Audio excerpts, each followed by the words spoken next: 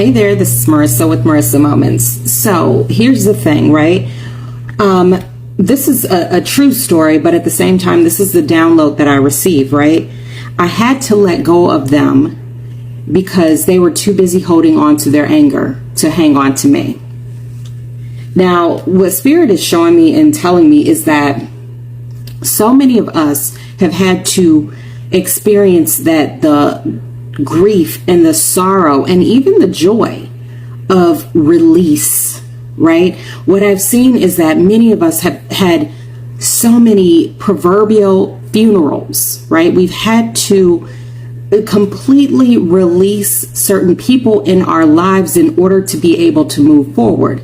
And yet we still find ourselves somewhat tethered to the past and to the idea and the notion of who they could potentially become, right? Because if we were to sit in our honest truth and acknowledge the vastness of the abuse, the sorrow, the solitude, the burden, the everything that was placed upon our shoulders, it would be too much to bear. So instead, what our hearts do is we transmute the situation into something that it wasn't. Right? We tried to take what was negative and turn it into something positive.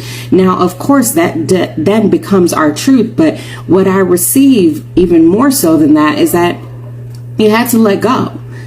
Not only that, because you tried to stay there, but they were hanging on to their anger, their frustration, their resentment so much that they could not hold on to you even if they tried, and try they did, is what I received. So not even just you removing yourself or me removing myself, right? What it came down to was God, Gaia, universe, ancestors, angels, saints, source, however you choose to refer to it, it is all true.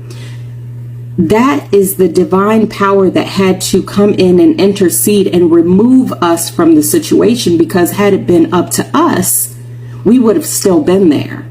And even upon reflection down the road and after time has passed, we would still choose to return back, because that's where our programming resides. That's where our heart has resided for so long. And so what Spirit has been doing is giving us the gift of absence, is what I hear. And it's not to make the heart grow fonder. It's so that we can realize and recognize who we truly are in the absence of those who wished to suppress us. So yes, you had to move on. You had to keep going. And yes, I feel that we need that continued confirmation and validation that yes, you are doing the proverbial right thing, right? Now, when I say right, we have to use air quotes, because there is no right, there is no wrong. There are just opportunities for lessons to be learned and ascension. But coming back full circle to the point, just keep going. Do not continue to try to look back. If someone or something is meant to be in your life down the road, then that is exactly what will happen, but not because you are operating out of fear and choosing to return back to a place where you know that is no longer welcoming and you are no longer welcome. So keep moving forward. Stop looking over your shoulder and hoping that someone is chasing you down, because they're too busy holding on to their anger, their resentment, their grief, their sorrow, their angst, their attitudes to even think about moving forward, because that is too much of a burden and too heavy for them to carry forward into the space and place where you are actually moving.